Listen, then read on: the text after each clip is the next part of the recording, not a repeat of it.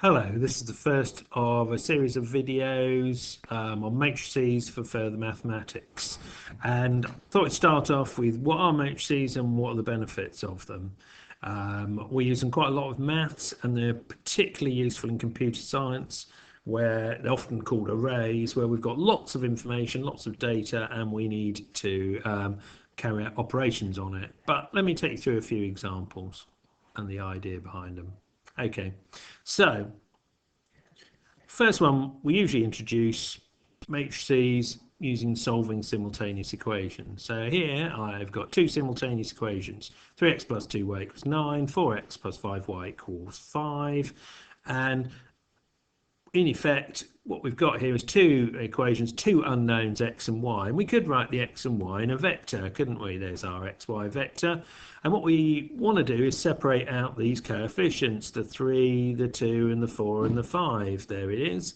And we write that in a separate, what we call a matrix. So I've got a matrix, effectively multiplied by a vector. And that's going to give me a result, 4, 5, which is effectively another vector, isn't it? At 0.95, yeah? So it's column vector for coordinates. And effectively what we've done there is we just need to be sure that we're always interpreting it the right way, that when we write that, we mean that on our, effectively on our top a row there, that 3 times x plus 2 times y must equal 9. And as long as we interpret it that way, everything works. And what we've effectively done is, if you look at it really, is we've written a little equation here, haven't we? That my matrix times my column vector here, xy vector, gives me an answer which is another vector there. Now, if we were trying to solve that, what we'd normally do is we'd just divide by m, wouldn't we? And we'd say x equals p over m. Our problem is in matrices we can't just divide by a matrix. What we have to do is create an inverse matrix. So it has the opposite effect. And so if I take our matrix M there, there's a standard algorithm for creating our inverse matrix, which is, we call it an M minus 1. That little minus 1 is like an inverse signal indicator. And we could use an algorithm and we could create that inverse matrix. And therefore, what we end up with is our new equation. So x equals the inverse matrix times p. That's like the equivalent of dividing by m. And therefore, if I want to know what the x vector is, the xy, then I take that inverse matrix and multiply it by 9, 5. As long as I interpret it in the same way I did up here at the top. So what is that saying to me? Well, I've got to multiply 5 by 9 and multiply minus 2 by minus 5. So what have I got there? 45 minus 10 is 35, isn't it? And then I've got to divide by 7 here.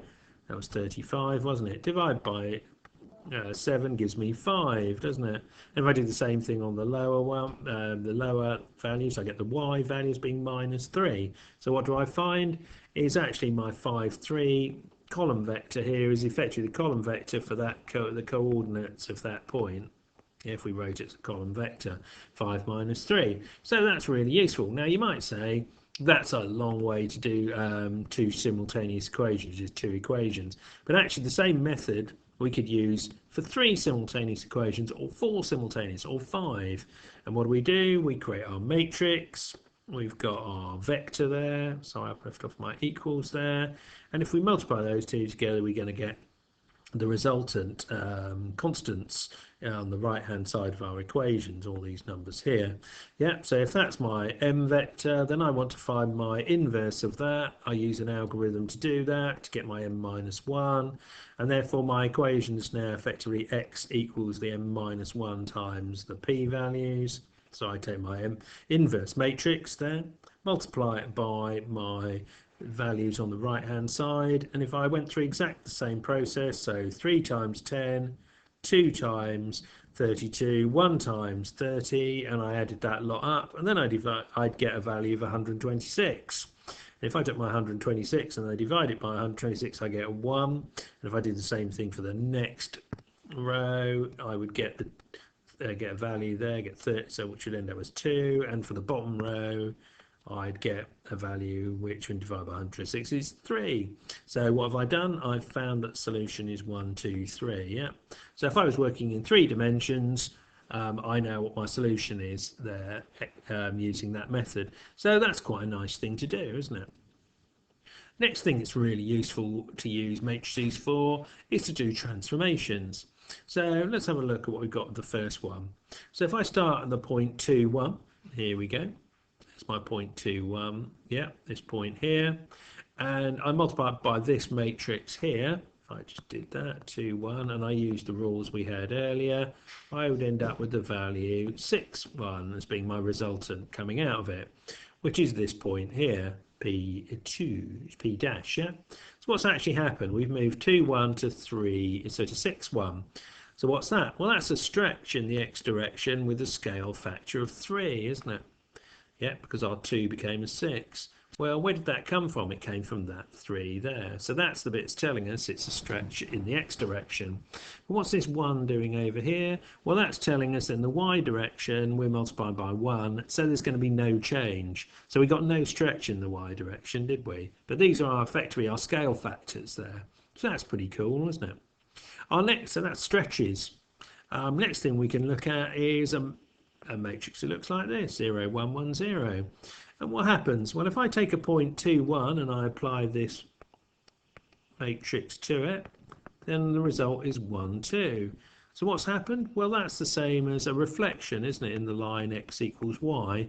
And any two values of x and y that I put in on this side, I get the opposite coming out of there. So if I put in x, y here, and multiply it by this matrix, I end up with yx as being the coordinates of the vector that come out. So there we go. So it's doing a reflection, isn't it? So we can get reflection matrices that describe reflections.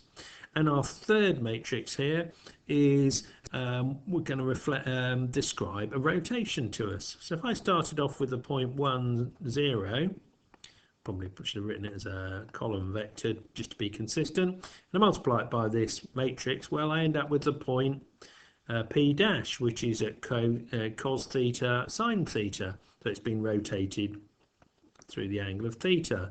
And if I started with this point here, 0, 1, and I applied this matrix to it, I'd end up with the point minus sine theta cos theta, so it would have moved it to there.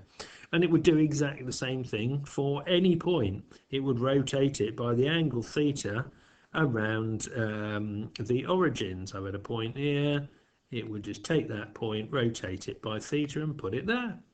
So that's pretty useful, isn't it? And that for maths. And finally, big companies use matrices where they've got lots of data to play with. So if I was a pizza company, I might be making 4 types of pizza: Hawaiian, seafood, meat feast, and vegetarian. And I might have 3 different sizes: regular, large, and family. And each day I get a bunch of orders. And best way to record those maybe would be in a matrix. So what's this telling us? Well, here's 2 in that top left column. That's telling us that I got 2 Hawaiian regular pizzas.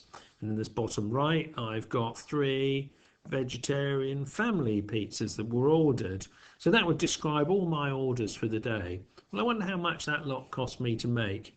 So if I know that a regular cost me £2.50, a large cost me £3.50, and a family cost me £4, I could try and work out what my total cost for these orders is.